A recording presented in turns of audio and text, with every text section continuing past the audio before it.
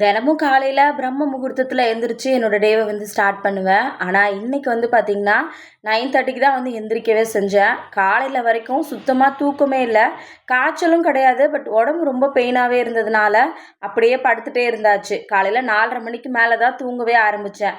நேற்று வரைக்கும் 16வது நாள் பிரம்ம முகூர்த்த பூஜையை நல்லபடியாக முடிச்சிட்டேன். இந்த 2 நாளாகவே காலையில் எழுந்திரிச்சு விளக்கேற்றிட்டு மறுபடியும் போய் தூங்கிடுறேன். இன்றைக்கி காலையில் கூட தூக்கம் வரல, இருந்தாலுமே விளக்கேற்றிட்டு போய் அதுக்கப்புறம் படுக்கிறது எனக்கு சுத்தமாக பிடிக்கவே இல்லை. சரி, அதனால் இன்றைக்கி பூஜையே பண்ண வேண்டான்னு சொல்லிட்டு 4:30 மணிக்கு மேலே வீட்டில் விளக்கு கூட ஏற்றாமல் அப்படியே தூங்கிட்டேன்.